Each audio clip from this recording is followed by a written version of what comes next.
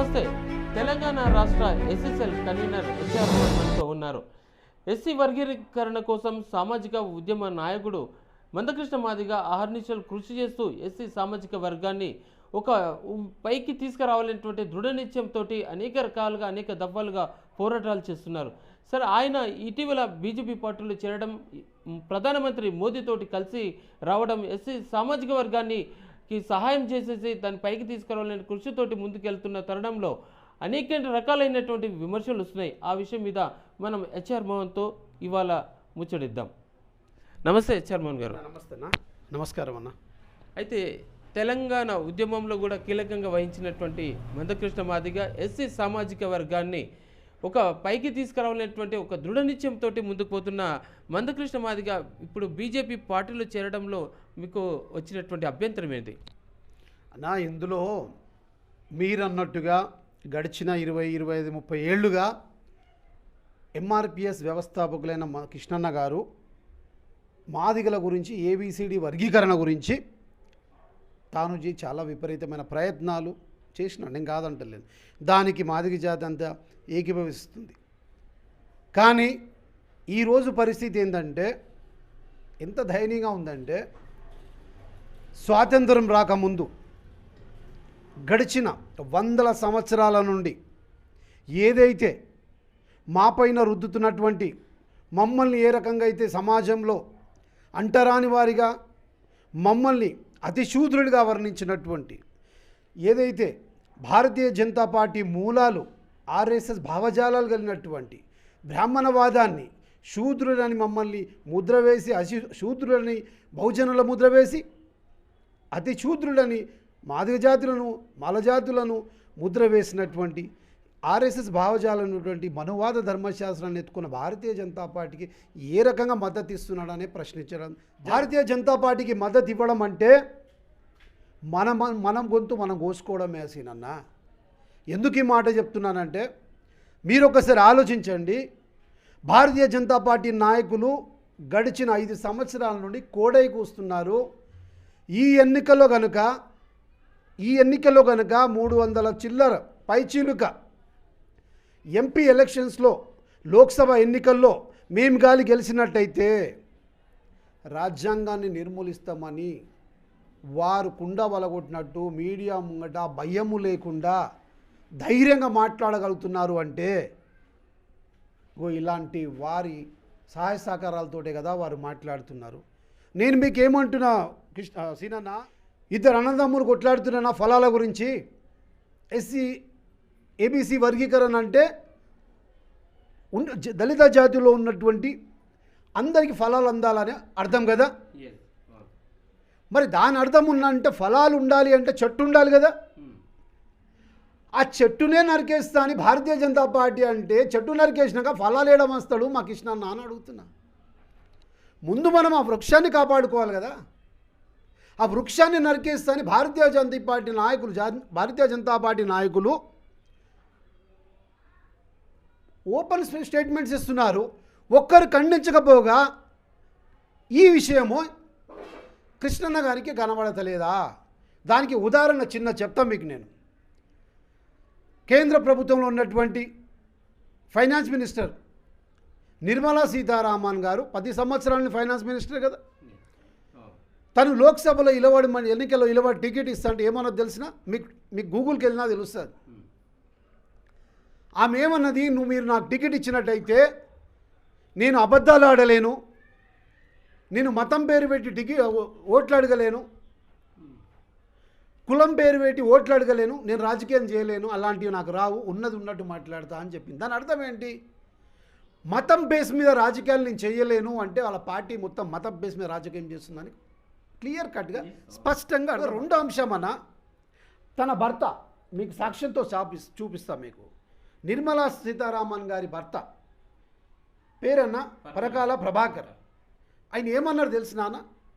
Statement అన్న, మీరు గూగుల్కి వెళ్ళండి, యూట్యూబ్కి వెళ్ళండి, లేకపోతే స్టేటస్ పేపర్ కటింగ్ ఉంది.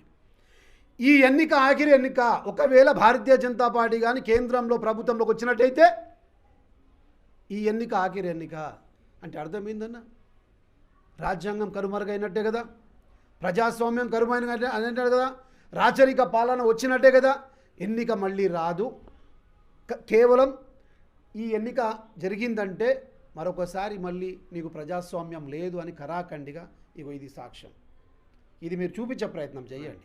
అంతేకాదు ఇంకొక మాట అన్నాడు, ఏదైతే మణిపూర్లో జరుగుతున్న సంఘటనలు ఢిల్లీ ఎర్రకోట మీద ఇలబడి స్టేట్మెంట్లు ఇస్తారు అని చెప్తున్నారు. ఈయన ఇచ్చింది కాంగ్రెస్ వాది కాదండి, ఈయన కాంగ్రెస్ అనే కాదు, ఈయన ఒరిజినల్ బీజేపీ మంత్రి, 10 సంవత్సరాలు ఫైనాన్స్ మినిస్టర్ వారి హస్బెండ్ ఈయన స్టేట్మెంట్ అండి. అట్లాగే అనంతకుమార్ హెగ్డే గారు ఖచ్చితంగా మేము రాజ్యాంగాన్ని నిర్మూలిస్తామని చెప్పడం జరిగింది. మీరు గమనించండి. అంటే కాదు, ఎన్నో సంవత్సరాల నుంచి రాజ్యాంగంని నిర్మించి దాని మీదనే నడుస్తున్నటువంటి భారతదేశ ప్రభుత్వం ఒక్కసారిగా ఈ రాజ్యాంగం ఉండదు అనేటువంటి మాటలో ఏమాత్రం నిజం లేదు. అది ఎట్లా మీరు సమర్థిస్తారు? సీనన్న మరి వాళ్ళంతా కరాఖండిగా భారతీయ జనతా పార్టీ మంత్రులు, భారతీయ జనతా పార్టీ ఎంపీలు మాట్లాడుతున్నప్పుడు నరేంద్ర మోడీ గారు ఎందుకు దీన్ని మాట్లాడరు, దీని మీద ఎందుకు కౌంటర్ ఇవ్వరు, దీని మీద ఎందుకు రెస్పాండ్ అవ్వరు అంటే వీళ్ళు ఒక ట్రయల్ మెయింటైన్ చేస్తున్నారు. మీరు మాట్లాడుతుండండి, ప్రజల్లో ఏమైనా రియాక్షన్ వస్తుందా లేదా. నాకు ఒక బాధ అనిపిస్తుంది. దయ్యాలు వేదాలు వెళ్తున్నట్టు నేను ఈరోజు అంబేద్కర్ 133 జయంతి సందర్భంగా నేను వెళ్ళినప్పుడు కొంతమంది భారతీయ జనతా పార్టీ నాయకులు అంబేద్కర్ చిత్రపటం దండలు వేస్తూ వాళ్ళు నివాళులు అర్పిస్తుంటే బాధ అనిపిస్తుంది. దయ్యాలు వేదాలు వెళ్తున్నారే అని బాధ అనిపిస్తుంది. ఎందుకు అంటే ఆయన చేసిన రాజ్యాంగాన్ని నిర్మూలిస్తామని. ఇంతెందుకన్నా మన దగ్గర ఉన్నటువంటి అరవింద్ గారు కూడా ఆ మాట అనడం జరిగింది. రాజ్యాంగానికి ఎంత ప్రమాదమైన అంచుల్లో ఉంది ఇది కృష్ణన్నకు తెలియదా? ఈరోజు భారతదేశంలో దళిత గిరిజన బడుగు బలహీన అందరూ కూడా ఇగో ఈ రాజ్యాంగం మీద ఆధారపడి బతుకుతున్నారన్న. ఇది లేకపోతే భారతదేశ పరిస్థితి అగమ్య గోచరమే. ఇది లేకపోతే భారతదేశం మొత్తం ప్రజలంతా అమావాస్య చీకట్లో నెట్టబడతారన్న. ముందు ఇది కాపాడుకుందాం, తర్వాత మనం ఫలాల గురించి మాట్లాడదాం. ఇప్పుడు కృష్ణన్న ఏదైతే భారతీయ జనతా పార్టీకి మద్దతు ఇస్తున్నాడు అంటే ఈ భారత రాజ్యాంగాన్ని పక్కన పెట్టి భారత రాజ్యాంగాన్ని కనుమరుగు చేసి ఆయన మనుధర్మశాస్త్రాన్ని ఎత్తుకున్నట్టు నాకు అర్థమవుతుంది. లేదు, ఎవరో ఒకరు అన్నటువంటి మాటల్ని మీరు పరిగణలోకి తీసుకొని మొత్తం భారత రాజ్యాంగాన్ని కనుమరుగు చేస్తారని ఎట్లా భావిస్తారు? మన దేశంలో అనేక భిన్న కులాలకు మతాలకు అన్నిటికీ ఒక ప్లేస్ కలిగినటువంటిది. అట్లాంటి దాంట్లో మన దగ్గర ఉన్న పలంగా భారత రాజ్యాంగాన్ని తీసేస్తామని చెప్పి ఒకరోజు స్టేట్మెంట్ ఇచ్చినప్పుడు దాన్ని అట్లా పరిగణలో తీసుకోవడం ఎంతవరకు అది మామూలు వ్యక్తి మాట్లాడితే మేము తీసుకోము. అధికారికంగా ఒక ఎంపీ అధికార పార్టీ నాయకులు, కేంద్ర అధికార పార్టీ నాయకులు, అంతేకాకుండా భారతీయ జనతా పార్టీ ఒక మూలాలు ఏవైతే ఉంటాయో మొదటి నుండి మీకు చెప్తాన్నా. వాజ్పేయి గారు ప్రధానిగా ఉన్నప్పుడు పార్లమెంట్లో సైతం ఆయన ఈ స్టేట్మెంట్ ఇవ్వడం జరిగింది. ఖచ్చితంగా రాజ్యాంగాన్ని మేము మారుస్తామని చెప్పడం జరిగింది. దీన్ని మీరు రికార్డ్స్కి వెళ్తే తెలుస్తుంది. తను మొదటి గురువు అయినటువంటి గోల్వాల్కర్ గారు చెప్పినట్టు మాట రాజ్యాంగాన్ని మార్చాలని ఆయనే పార్లమెంట్లో ప్రస్తావించడం జరిగింది. అక్కడికి ఆగలేదు. ఆయన రెండో గురువు సుదర్శన్ గారు అయితే రాజ్యాంగాన్ని మార్చడమే కాదు, రాజ్యాంగాన్ని నిర్మూలించాలి, మనుధర్మశాస్త్రాన్ని తీసుకురావాలి, సనాతన ధర్మం తీసుకురావాలని వారు కరాఖండిగా మాట్లాడుతున్నారు కదన్నా. వాజ్పేయి గారు ప్రధానిగా మాట్లాడినారు, ఆయన నార్మల్ వ్యక్తిగా మాట్లాడలేదు. అధికారికంగా ప్రధానిగా నిండు పార్లమెంట్గా మాట్లాడినారు. దాన్ని ఎవరు ఖండించలేదే. అంటే వాళ్ళ మూలాలు వచ్చింది ఆర్ఎస్ఎస్ భావజాలాలు, వాళ్ళ మూలాలే మనుధర్మశాస్త్రం. మనుధర్మశాస్త్రాన్ని ఢిల్లీ నది వీధుల్లో మనుధర్మశాస్త్రాన్ని ఢిల్లీ నది వీధుల్లో కాల్ చేసిన మహానుభావుడు ఈ బాబాసాహెబ్ అంబేద్కర్ గారు. ఈయన కాల్ చేసి ఈ మనకి ఏదైతే ఉందో భారత రాజ్యాంగాన్ని తీసుకొచ్చారు. దీన్ని కాపాడుకోవాల్సిన మన బాధ్యత మనకు అవుతుంది అన్న ఒక విషయం చెప్తాను మీకు. నేను ఒకనొక సందర్భంలో బాబాసాహెబ్ అంబేద్కర్ గారు బాధపడుతూ ఇలాంటి వారు పుడతారని ఆయనకు ముందే తెలుసు. నేను కొన్నేళ్ళు కష్టపడి, నేను కాదు జాతి అప్పట్లో ఉండే మా నాయకులందరూ దాదాపు 2 సంవత్సరాల 11 నెలల 13 రోజులు 250 మంది నిరంతరం అహర్నిశలు కష్టపడి రాజ్యాంగాన్ని కట్టారన్న. రాజ్యాంగాన్ని వాళ్ళు రచించారు, రాజ్యాంగాన్ని నిర్మాణించారు, రాశారు. వాళ్ళ జీవితాలు, వాళ్ళ కుటుంబాలు త్యాగాలు చేసి రాస్తూ స్వాతంత్రం వచ్చినాక, రాజ్యాంగం అమల్లోకి వచ్చినాక కూడా కొంతమంది ఈరోజు కృష్ణన్న ఏ విధంగా అయితే బిహేవ్ చేస్తున్నారో, కృష్ణన్న ఏ విధంగా అయితే ఈరోజు సమాజానికి ఏ రకంగా కనబడుతున్నారు, అలాంటి వారు దృష్టిలో పెట్టుకొని బాబాసాహెబ్ అంబేద్కర్ ఒక మాట అన్నారన్న, నేను తీసుకొచ్చినటువంటి ఈ ఉద్యమం కానీ, నేను తీసుకొచ్చినటువంటి ఈ రాజ్యాంగ ఉద్యమం కానీ ఇక్కడి వరకు తీసుకురాగలిగినాను. మీకు శక్తి ఉంటే ముందుకు తీసుకుపోండి, మీకు శక్తి ఉంటే ముందుకు తీసుకుపోండి, లేదు అక్కడే పెట్టండి, కానీ వెనకకు నెట్టకండి. భారతదేశంలో ఉన్నటువంటి దళిత గిరిజన బడుగు బలైన జాతులన్నీ అగమ్య గోచరమై మనువాదాలు ముందుకు వస్తుందని ఆ రోజుల్లోనే అంబేద్కర్ గారు ఇలాంటి వాళ్ళు వస్తారని గ్రహించి చాలా బాధతో చెప్పిన మాట ఈరోజు గుర్తుకొస్తుంది నాకు. ఎందుకన్నాడు ఆ మాట అంటే, ఇలాంటి నాయకులు పుడతారని ఉద్దేశంతో ఆ రోజు అంబేద్కర్ గారు ఆ మాట అన్నారు. ఇది వెనుకకు నెట్టే ప్రయత్నం కాదా, అవునా, మీరే చెప్పండి. అంటే గతంలో ప్రధానమంత్రి మోదీ కూడాను పలు సందర్భాల్లో వర్గీకరణ చేద్దాం, మీరు మాకు సహకరించండి అనేటువంటి వ్యాఖ్యలు కూడా విన్నాం. మరి దానిలో భాగంగానే మందకృష్ణ మాదిగ ఇవాళ ఆయన పంతను చేరినట్టుగా కనబడుతుంది. 10 సంవత్సరాలు కేంద్రంలో ఉన్న ప్రభుత్వం ఎవరన్నా, కేంద్రంలో 10 సంవత్సరాలు భారతీయ జనతా పార్టీ ఉన్నదన్న, ఎన్డీఏ ప్రభుత్వమే ఉన్నదన్న, పూర్తి మెజార్టీ ఉన్నది. వాళ్ళు తీసుకొస్తున్నటువంటి ఉదాహరణకు చెప్తాన్నా, 370 ఆర్టికల్కు ఏ కమిషన్ వేసినారన్న, ఏ కమిషన్ వేసినారు, అసలు పార్లమెంట్లో ఏ బిల్లు పాస్ చేసినారు, ఎవరు మద్దతుతో పాస్ చేసినారు అంటే వారి పూర్తిగా మద్దతు ఉంది కాబట్టి 370 ఆర్టికల్ పాస్ చేసినారా కాదా? అదే త్రిపుల్ తలాక్ తీసుకొచ్చింది ఏ కమిషన్ వేసినారన్నా, ఏ కమిషన్ వేయలేదే. అట్లాగే ఏదైతే అదేందన్నా స్టేట్ సిటిజన్షిప్ది ఎన్ఆర్ఎస్, దాంది కూడా ఏ కమిషన్ వేయలేదన్న. అంటే మనసుంటే మార్గం ఉంటుంది. 10 ఏళ్ళు మీరే ఉన్నారు కేంద్ర ప్రభుత్వంలో, మరి దీనికి వర్గీకరణకి ఎవరు ఆపిరు? దీనికి కూడా వేయవచ్చు కదా. 370 ఆర్టికల్కు కమిషన్ లేదు, చేసేస్తారు. ట్రిపుల్ తలాక్ ఆర్టికల్ దాని కమిషన్ లేదు, చేసేస్తారు. తర్వాత ఈ సిటిజన్షిప్ మీద దానికి లేదు, అదే చేసేస్తారు. నల్ల చట్టాలు అసెంబ్లీ పార్లమెంట్లో దానికి ఏ కమిషన్ లేదు, దానికి చేస్తారు.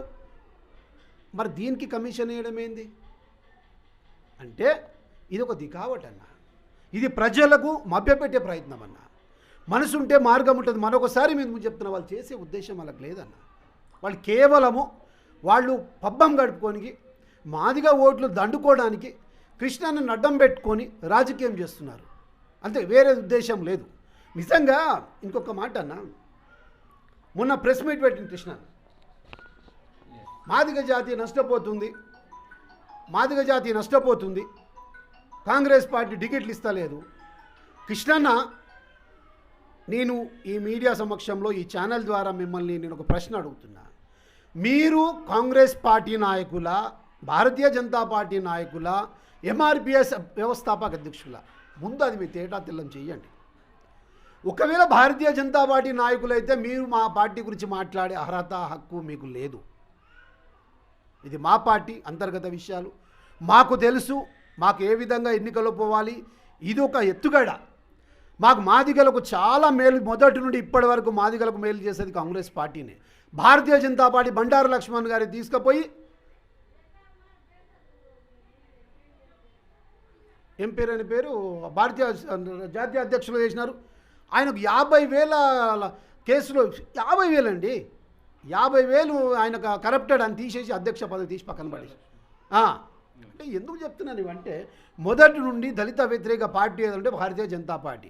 ఇంకొక విషయం అన్న, అసెంబ్లీ ఎన్నికల ముందు కూడా ఇదే మాట అన్నాడు కదా కృష్ణన్న, భారతీయ జనతా పార్టీకి మద్దతు ఇవ్వండి, మాదిగలంతా ఓటేయండి అని. మరి ఎంతమంది గెలిపించిండన్న భారతీయ జనతా పార్టీ దళితులను?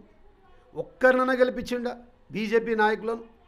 అన్న, ఆయన మాటలో స్పష్టత లేదు, ఆయన మాటలో శాంటిటీ లేదు, ప్రజలు నమ్మే పరిస్థితులు లేరు.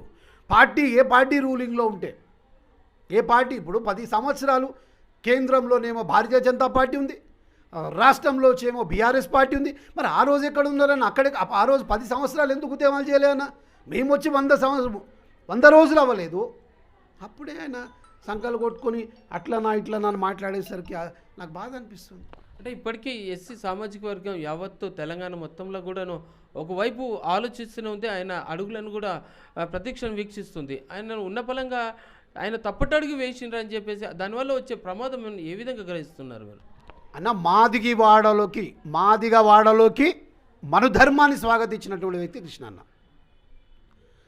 మేము డెడ్ అగేస్ట్ అన్న, మా దళిత జాతి మనువాదానికి, ఎందుకంటే మేము మా చరిత్రలో మా తాతలు మా పూర్వీకులు మా బాధలన్న ముత్తికి మూతికి ముంత ముడ్డికి చాట కట్టుకొని మేము నడిచిన అడుగులనే మేము సాఫ్ చేసుకుంటూ చాటతో ఒక భయంకరమైన వాతావరణం నుండి బాబాసాహెబ్ అంబేద్కర్ గారు జ్యోతిరావు పూలే గారు కానీ ఈ రకంగా వారందరూ కష్టపడి ఇగో దీన్ని తీసుకొచ్చారు. ఎందుకంటే సమానత్వం, స్వేచ్ఛ, హక్కులు మాకు కలగజేసి సమాజంలో మాకు సోషల్ స్టేటస్కి ఇచ్చి మమ్మల్ని ఈ సమాజంగా ఇంత బాగా బతున్నాం అంటే కేవలం భారత రాజ్యాంగమే అన్న. నష్టం జరుగుతుందని ఎందుకు అనుకుంటున్నారు అన్న? మీకు ఒక విషయం చెప్తాను, ఉదాహరణకు చెప్తా. పార్లమెంట్ నూతన పార్లమెంటు శంకుస్థాపనకి ఈరోజు మోదీ అయినటువంటి నరేంద్ర మోడీ గారే కదా ప్రధాని. ఆ రోజు భారతదేశం మొట్టమొదటి సిటిజన్ ఎవరన్నా, ఫస్ట్ సిటీ అంటే ఇవాళ ఫస్ట్ పౌరాలు ఎవరన్నా? ప్రెసిడెంట్. మరి ప్రెసిడెంట్ గారిని ఆహ్వానం ఉందా? ప్రెసిడెంట్ గారి పిలువరన్నా. ఎందుకంటే ఆమె ఒక గిరిజన మహిళ అన్న. ప్రజలు ఈ విధంగా డిస్క్రిమినేషన్ అన్న పిలువలేదన్న. నేను ఇంకా చెప్తే ఎగ్జాంపుల్ మీకు, ఇది ప్రజల్లోకి వెళ్ళాలన్నా. దయచేసి మీకు చేతులెత్తి నమస్తే చెప్తున్నా, ఇది ప్రజల్లోకి వెళ్ళాలా. ఒక నూతన పార్లమెంట్కు హెడ్ ఆఫ్ ది బాస్ ఆమె చైర్పర్సన్ అన్న, ఆమె ద్వారా శంకుస్థాపన అవ్వాలి, ఆమె ముందు చైర్లో కూర్చోవాలి, ఆమెను పిలువలేదన్న. ఈ ఎగ్జాంపుల్, ఈ ఉదాహరణ మీకు చాలు. ఎందుకు చెప్తున్నానంటే ఆ ఓపెనింగ్ రోజు రాజదండనం తీసుకొచ్చిందన్న. ఏం తెచ్చిందన్న? రాజదండనం తెచ్చిందన్న. ఆ రోజు ఆ సీట్లో పార్లమెంట్లో ఆయన పెట్టాల్సింది ఇదన్న, భారత రాజ్యాంగాన్ని పెట్టాలన్న. అక్కడ చట్టాలన్నీ అమలయ్యేది దీని ద్వారానన్న. అక్కడ ప్రజా సమస్యల పరిష్కారమే దీని ద్వారా అన్న. ఇది పక్కన పెట్టి రాజదండనం రాజరిక పాలన, ఇది రాచరిక పాలన, ఇది ఏంటి ఫ్యూడలిజం అన్న. ఇది ఆమెను పిలవలేదన్న. రెండో అంశం, మొట్టమొదటి పౌరాలు, దేశ పౌరాలు మనకున్నటువంటి ఆమెను రాష్ట్రపతి గారి వర్యులను ఆహ్వానించలేదు. అది దేశానికే అది చాలా మచ్చ అన్న. మరి మిగతా పార్టీలు ఏ ఒక్క పార్టీ కూడాను ఆ విషయాన్ని ముందరికి తెర మీదకి తీసుకురాలేదు, క్వశ్చన్ కూడా చేయలేదు. మరి దాంట్లో మీరొకరే తప్పు పడుతున్నారనే విషయం కనబడుతుంది అన్న. లేదన్న, జాతీయ మీడియా 90% మోదీ గోదీ మీడియా అయిపోయిందన్న. మీరు టీవీ చూడండి అన్న, మీకు మోదీ తప్ప వేరే వాళ్ళు కనబడరన్న. ఇప్పుడు మీలాంటి యూట్యూబర్స్ ఎవరైతే ఉన్నారో, యూట్యూబర్ ఛానల్స్, ఇవాళ మీడియా పెద్ద ఛానల్స్కు జనాల ఆకర్షణ తగ్గిందన్న. మీరు ఉన్నట్టు నాలాంటి కార్యకర్త, నాలాంటి చిన్నపాటి నాయకులు కూడా మీరు ప్రజల్లోకి తీసుకువెళ్తున్నారు. ఖచ్చితంగా ఏది జరిగినా ప్రజల్లోకి వెళ్తుంది. అది ఆల్రెడీ సోషల్ మీడియాలో వెళ్ళింది కూడా. ఇక రెండో అంశం అన్న, రాముడిని ఎత్తుకుంటారు కదన్న. బాలరాముడిది ప్రాణభూషణం మేము అనేసి ఒక పెద్ద ప్రోగ్రాం చేశారు కదన్న. చాలా సంతోషం అన్న. దేశంలో అందరం హిందువులమన్న, ఖచ్చితంగా అందరం గౌరవించాల్సిందన్న. ఓకే, మరి అక్కడికి కూడా దేశంలో అత్యుత్తమ స్థానం కలిగినటువంటి మొట్టమొదటి పౌరురాలు ఎవరైతే ఉంటారో మన రాష్ట్రపతి, మన ముర్ము గారిని ఎందుకు ఆహ్వానించలేదు అని అంటున్నారు. ముర్ము గారిని ఆహ్వానించబోగా సగం బట్టలు వేసుకొని సినిమాలలో అడ్డమైన సినిమాలు చేసుకుంటూ పబ్లిక్ను దీన్ని ఏమంటారు, ఒక బిఎఫ్ సినిమా లాంటి భయంకరమైన సినిమాలు తీసిన కంగనా రౌత్ని పిలుస్తారన్న. కానీ ఒక గిరిజన మహిళ అయినటువంటి ద్రౌపది ముర్మును పిలువరన్న. ఇది చాలాదానా ఉదాహరణకు భారతీయ జనతా పార్టీ దళిత గిరిజన బడుగు బలహీన మీద ఏ విధంగా వాళ్ళు కక్షపూర్వకంగా ధైర్యం చూపిస్తారు అనేది ఇవన్నీ మీరు గమనించాలన్న. ఇది కృష్ణన్న గారికి అర్థమైతలేదు అని అడుగుతున్నా. నేను ఖచ్చితంగా చెప్తున్నాను ఈ సందర్భంలో, ఈరోజు మా కాంగ్రెస్ పార్టీలో మాదిగ జాతి ఎమ్మెల్యే బిడ్డలు చాలామంది గెలిచినారన్న. వాళ్ళందరినీ దయాదాక్షం గెలవలేదు. కాంగ్రెస్ పార్టీ కండవ మీద, కాంగ్రెస్ పార్టీ సిద్ధాంతాల మీద, కాంగ్రెస్ పార్టీ రాజ్యాంగాన్ని ఇందిరాగాంధీ మొదలు పెడితే నెహ్రూ గారికి వెళ్ళి ఇప్పటిదాకా రాజ్యాంగాన్ని అమలుపరుస్తూ, రాజ్యాంగాన్ని కాపాడుతూ, రాజ్యాంగాన్ని సంరక్షణ చేసేది కేవలం ఒక కాంగ్రెస్ పార్టీ అన్న. అది గుర్తించి కృష్ణన్న గారు ఇప్పటికైనా మనసు మార్చుకొని వారు భారతీయ జనతా పార్టీకి ఇచ్చినటువంటి మద్దతుని వాళ్ళు వాపసు తీసుకొని వారు ఇచ్చినటువంటి సపోర్ట్ని, అంటే కేవలము మందకృష్ణ ఆ పార్టీలో చేరినందుకు, ఆయన పక్కన ఉన్నందుకు మొత్తం యావత్తు ఎస్సీ సామాజిక వర్గం అంతా తుంగల దొక్కించినట్టని ఎందుకు భావిస్తున్నారు అంత కఠినంగా అనే? ఇక్కడ మందకృష్ణ మాదిగ చెప్పినంత మాత్రాన ఒరిగేదేం లేదన్న. నేను మళ్ళీ చెప్తున్నా, ఆయన 2 సార్లు 2 ప్లేస్లు నిలబడి రాజశేఖర రెడ్డి గారు ఉన్నప్పుడు వీళ్ళు డిపాజిట్లో గలంతని 2 ప్లేస్లో కూడా ఆయన అమ్మడి ఎవరు లేరు. కానీ చెట్టు పేరు చెప్పి కాయలను అమ్ముకున్నట్టు, చెట్టు పేరు చెప్పి కాయలు అమ్ముకున్నట్టుగా జాతి పేరు చెప్పి మీరు ఇట్లాంటి వ్యవస్థను నడపకూడదు. ఈరోజు సమాజంలో ఒక రకమైన తప్పుడు ఉద్దేశాలు వెళ్ళిపోయినారు. ఎంఆర్పిఎస్ అంటే ఒకలాంటి వ్యవస్థ నడుస్తుంది, వీళ్ళు ఒక బ్లాక్మెయిలింగ్ వెళ్ళిపోతున్నారు అని ప్రజల్లో మన మీద ఒక భిన్నాభిప్రాయాలు ఏర్పడ్డాయి. అది ఉండకూడదు. మనము మనుషులము, మనందరం కలిసి ఉన్నాం. మనం మళ్ళీ చెప్తున్నా, మనకు ఆ ఫలాలు దక్కాలంటే మనం వృక్షం ఉండాలి. ఆ వృక్షాన్ని కాపాడుకోవాల్సిన అవసరం ఈరోజు మనందరి పైన ఉంది. మన అన్నదమ్ములతోటి బాణాలు కానీ, మాదుగులు కానీ, మృగజనులు కానీ అందరం కలిసి ముందు ఆ ఫలాలు ఇచ్చే చెట్టును కాపాడుకొని ఆ తర్వాత మనం ఫలాలు పంచుకుందాం.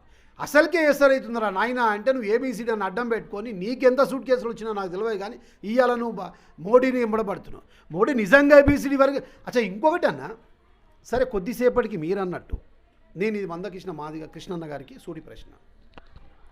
మీరు అన్నట్టుగా భారత రాజ్యాంగాన్ని వాళ్ళు ముట్టుకొని అనుకుందాం, చాలా సంతోషం. మరి 10 సంవత్సరాల నుండి ప్రభుత్వ సంస్థలన్నిటినీ కేంద్ర ప్రభుత్వ సంస్థలన్నిటినీ ప్రైవేటీకరణ చేసిరన్న. మొత్తం ఎవరైతే పెట్టుబడిదారి వ్యవస్థకు వాళ్ళ జేబు సంస్థలకు రైల్వేలు, ఎయిర్లైన్స్, రైల్వేస్, సీపోర్ట్, ఎల్ఐసీలు, బ్యాంకులు, వ్యవస్థలు, ప్లాట్ఫామ్లు, స్టేడియంలు, లైబ్రరీలు అన్నీ ఎప్పుడు నెహ్రూ గారికి వెళ్ళి మొదలుపెట్టి ఇప్పటిదాకా కేంద్ర ప్రభుత్వంలో ఉన్నటువంటి సంస్థల వ్యవస్థలు అన్నిటిని అమ్ముకుంటూ వస్తున్నారు. అన్నీ అమ్ముకున్నాక, అన్నీ ప్రైవేటీకరమైనాక, అన్ని పెట్టుబడిదారి వ్యవస్థ క్యాపిటలిజం అయినాక అయిపోయినాక దాంట్లో చట్టబద్ధమైన రిజర్వేషన్లు ఉంటాయా? ప్రభుత్వ వ్యవస్థలో చట్టబద్ధమైన రిజర్వేషన్లు ఉంటాయి కానీ ప్రైవేట్ క్యాపిటలిజం వ్యవస్థలో రిజర్వేషన్లు ఉండవు. అప్పుడు మరి నీ ఏబిసిడి ఎటు పోతుంది ఈ కృష్ణన్న? మరి ఒక్క నిమిషం అన్న, మరి ఆ రోజు వాళ్ళు ప్రైవేటీకరణ చేస్తున్నప్పుడు ఎందుకు కొట్లాడలే కృష్ణన్న? ఎందుకు ఉద్యమించలే కృష్ణన్న? మీ అంబడి మేమందరం ఉన్నాం కదా. అరే మీరు ఈ రైల్వేస్ అమ్మకండి, ఈ ఎయిర్లైన్స్ అమ్మకండి, ఈ స్టీమ్లో ఏమంటుంది దాన్ని, బ్యాంకులు, ఎల్ఐసీలు, షిప్ యార్డ్లు, ఇవి అమ్మకండి పై మా వాళ్ళకు ఉద్యోగాలు పోతాయి, ఇది ప్రభుత్వ వ్యవస్థలే ఉండాలి, ప్రభుత్వ సంస్థలే ఉండాలి అని మీరు ఎందుకు ఉద్యమించలేదు కృష్ణన్న అని సందర్భం మీకు ప్రశ్నిస్తున్నాను. అంతేకాదు, కాంగ్రెస్ మొదటి నుండి ఈ సంఖ్య పోవాలి ప్రజల్లోకి. దయచేసి చూసిన వాళ్ళు కూడా అందరి తిని కృష్ణన్న వరకు వెళ్ళాలి. కృష్ణన్నకి జాతి క్షమాపణ చెప్పిందాక ఈ విషయం తీసుకెళ్ళండి. కాంగ్రెస్ పార్టీ మొట్టమొదటి నుండి కూడా మాదిగలకు అనుకూలమైన పార్టీ అన్న. శ్రీ మాజీ దేశ ప్రధాని ఇందిరాగాంధీ గారు మా గౌరవం కోసం, ఆత్మగౌరవం కోసం మాకు భుక్తి లేదు, భూమి లేదని భుక్తి ఇచ్చి, భూమి ఇచ్చి, 3 ఎకరాల భూమి ఇచ్చి, బాయిలు కొట్టించి, బోర్లు కొట్టించి, ఉద్యోగాలు ఇచ్చి మాకు ఆత్మ గౌరవాన్ని ఇచ్చింది ఇందిరాగాంధీ గారు అన్న. అదే మాదిగా రాజకీయంగా ఆలోచిస్తే అన్న, కేంద్రంలో దాదాపు 30-35 సంవత్సరాలు ఉప ప్రధాని వరకు వెళ్ళినట్టు బాబు జగ్జీవన్ రామ్ ఏం కులమన్న? మాదిగ కులమన్న. అదే మాదిరిగా మీరు గమనించినట్టయితేనా, అంత పెద్ద పార్లమెంట్లో స్పీకర్ మీనా కుమార్ ఏం కులమన్న? మాదిగ కులమన్న. అదే మాదిరిగా మీరు తెలంగాణ తెచ్చిన నాయకులందరూ మాదిగోళ్ళన్న. కృష్ణన్న నీకు తెలవాలి ఈ విషయం. స్పీకర్ మీనా కుమారి మాదిగ. ఆ రోజు హోమ్ మినిస్టర్ ఉన్నటువంటి సుశీల్ కుమార్ షిండే మాదిగ. ఆ రోజు రాష్ట్రంలో ఉన్నటువంటి central minister survey Satyanarayana Madiga. ఆ రోజు రాష్ట్రంలో ఉన్నటువంటి రాష్ట్ర మంత్రి వర్యులు దామోదర్ రాజనరసింహ మాదిగ. కాంగ్రెస్ పార్టీ ఇంత విధంగా మా జాతిని ఔన్నత్యం చేసి మా జాతిని హక్కున పెట్టుకొని నడుపుతుంటే జాతి మీద, మా పార్టీ మీద నువ్వు అబండాలు వేయడం ఎంతవరకు సమంజసమని అని ఈ సందర్భంగా మేము అడుగుతున్న కృష్ణన్న. నేను చెప్పిన పేర్లని మాదిగలు కారా అని మిమ్మల్ని అడుగుతున్నా. ఒకసారి మాట్లాడే ముందు ఆలోచించాలి. నేను చెప్పిన పేర్లు అంతేకాకుండా ఈరోజు శాసనసభలే కానీ మీరు ఇంకో మాట అన్నారు. అవును, ఎంపీ సీట్లు ఇచ్చారు, పరిస్థితుల ప్రభావం. ఈరోజు 10 సంవత్సరాలు దోసుకొని నింపుకున్న పైసలు భారతీయ జనతా పార్టీ దగ్గర ఉన్నాయి, బీఆర్ఎస్ దగ్గర ఉన్నాయి. కాంగ్రెస్ పార్టీ దాన్ని తట్టుకోవాలి, నిలబడగాలని అన్ని కోణాలు ఆలోచించి ఇచ్చినారు. ఇంకా 8 ఎమ్మెల్సీలు ఉన్నారు, ఎంపీలు ఉన్నాయి, ఎమ్మెల్సీలు ఉన్నాయి, స్థానిక సంస్థలు ఉన్నాయి, ఎన్నో ఉన్నాయి. జాతికి కాంగ్రెస్ పార్టీ ఎప్పుడు హక్కున చేరుకుంటుందన్న. కాంగ్రెస్ పార్టీ రేవంత్ రెడ్డి అన్న గారు పర్టికులర్గా మాతో ఇంటర్నల్గా మా జాతితో మాట్లాడి మీకు గుండెల్లో పెట్టుకొని చూసుకుంటాను హామీ ఇచ్చారన్న. అయితే రేపటి రోజుల్లో ఏబీసీ వర్గీకరణ జరిగింది, ప్రజలకు మేలు జరిగింది, ఎస్సీ సామాజిక వర్గం ఒక ఉవ్వెత్తులో లేచినటువంటి ఉద్యమానికి ఇక అంతం చేసేసి వర్గీకరణ చేపడితే అప్పుడు మీ రెస్పాన్స్ ఏంటి? వర్గీకరణ అవకాశం లేదన్నా. మీరు అడిగిన ప్రశ్న చాలా బాగుంది, మేము కూడా ఆశిస్తున్నాం రావాలని. వర్గీకరణకు వాళ్ళు ఇచ్చే అవకాశం లేనే లేదు. ఎందుకు లేదు అంటే గడిచిన 10 సంవత్సరాల పాలిక అట్లీస్ట్ కటేసి కూడా మాట్లాడే. ఈయన మీటింగ్ ఎవరు పెట్టించారో మాకు తెలుసనా. ఆ మీటింగ్ వచ్చి కాళ్ళు మొక్కి దండాలు పెట్టి అది చేసివి. మరి ఒక కమిషన్ అని ఎక్కడ పోయే కమిషన్? ఉషామేర్ కమిషన్ వేసినారు కదా కాంగ్రెస్ పార్టీ. ఉషామేర్ కమిషన్లో ఎవరు తప్పుదామన్నా? నువ్వే కదా ఆ రోజు సంతకం పెట్టకుండా దూరం పోయింది. ఇవన్నీ తెలియక కాదన్నా, జాతి ప్రజల అమాయకులన్నా, వాళ్ళని మోసం చేసే ప్రయత్నం చేయొద్దు. ఇంకొకటి, మాదిగ వాడలు చాలా ప్రశాంతంగా ఉన్నాయన్న. అక్కడ అల్లర్లు పుట్టించే ప్రయత్నం కృష్ణన్న చేస్తున్నాడు. ఇది బాగా వినాలా మీరు. అక్కడ అల్లర్లు పుట్టించే ప్రయత్నం చేస్తున్నాడు. అల్లర్లు అంటే ఎవరి మధ్య అల్లర్లు? ఇప్పుడు ఆయన ఒక స్టేట్మెంట్ ఇచ్చినాడు, కాంగ్రెస్ పార్టీ నాయకులను మాదిగ వాడల్లో మాదిగ పల్లెల్లో కాలు పెట్టనియొద్దు. ఈయన ఎవరన్న స్టేట్మెంట్ ఇయనికి? కృష్ణన్న గారు దమ్ముంటే భారతీయ జనతా పార్టీ కండ వేసుకొని మాట్లాడమా. నేను కాంగ్రెస్ పార్టీ జెండా వేసుకొని కండ వేసుకొని మాట్లాడు. అంతేగాని మీరెవరు మాకు చెప్పనీకే. ఇప్పుడు మేము అక్కడ రావద్దు అన్నప్పుడు ఈయన మాటల్లో పడి ఎంతోమంది పిల్లల జీవితాలు ఆగమైనాయి అన్న. ఎంతోమంది లైఫ్లు చదువుకున్న పిల్లలు, నిరుద్యోగులు, వయసులు దాటిపోయి యూనివర్సిటీ పిల్లలు కానీ ఈ నెంబర్ ఎంఆర్పిఎస్ వ్యవస్థలు తిరిగినటువంటి పిల్లలందరూ నిరుద్యోగాలతో రోడ్ల మీద బతుకులన్నీ ఆగమైపోయినాయి. ఎవరి జీవితాలు ఈయనకు గ్యారంటీ ఇవ్వడు. ఈయన స్వార్థపూర రాజకీయం. ఈయన ఎంతసేపు 10 సంవత్సరాలు కనుమరుగైపోయినాడు. కేసీఆర్ ప్రభుత్వంలో కనుమరుగైపోయినాడు. ఇప్పుడు మళ్ళీ ఎన్నికలు ఉన్నాయి, ఒక అవకాశం ఉంది. మళ్ళీ ఈయన కృష్ణన్న ఒక ఏదైతే ఉందో ఆయన మళ్ళీ జనాలు మర్చిపోయారు, మళ్ళీ నేను కనబడాల ప్రజల్లో అన్న సిద్ధాంతంతో అని ముందుకు వచ్చాడు. అంతే తప్ప ఇక్కడ వర్గీకరణ అనేది లేదు, ఇంకోటి లేదు. ఖచ్చితంగా కాంగ్రెస్ పార్టీ మేలు చేస్తుంది. మాదిగ జాతికి, మాల జాతికి, అన్ని జాతులకు సమన్వయం చేస్తుంది, సమానంగా ఫలాలు పంచుతుంది. ఆ నమ్మకం మాకుందన్న. మరి ఫైనల్గా మీరేం చెప్పదలుచుకుంటున్నారు మీ సామాజిక వర్గానికి? నేను దయచేసి తెలంగాణ రాష్ట్రంలో ఉన్నటువంటి మాదిగ బిడ్డలందరికీ, మాదిగ జాతి బిడ్డలందరికీ, మాదిగ పల్లెలందరికీ, రాష్ట్రంలో మారుమూల ప్రతి మండలానికి, ప్రతి ఊరికి నేను మిమ్మల్ని అందరినీ విజ్ఞప్తి చేస్తున్న మిత్రులారా, దయచేసి ఆలోచించండి. ఈయన కృష్ణన్న ఆయన ఏ ప్యాకేజ్కి పోయిండో బీజేపీకి తెలియదు, కానీ ఈరోజు మాదిగవాడలోకి మనువాదం తీసుకొచ్చి మన మధ్యలో చిచ్చుపెట్టి మాదిగవాడలో ప్రశాంతంగా ఉన్న మాదిగవాడల్లో రెచ్చగొట్టి అక్కడ వాతావరణం అంతా అల్లర్లు చేయడానికి ఆయన ప్రణాళిక సిద్ధమై ఉన్నాడు. అదంతా మీరు తిప్పికొట్టండి. భారతీయ జనతా పార్టీకి సంబంధించినప్పుడు ఏ నాయకుడిని కూడా మనువాదాన్ని మన జాతిలో, మన వాడల్లో, మన పల్లెల్లో స్వాగతించొద్దు. మనువాదాన్ని తిప్పికొట్టండి. రాజ్యాంగాన్ని కాపాడుకోండి.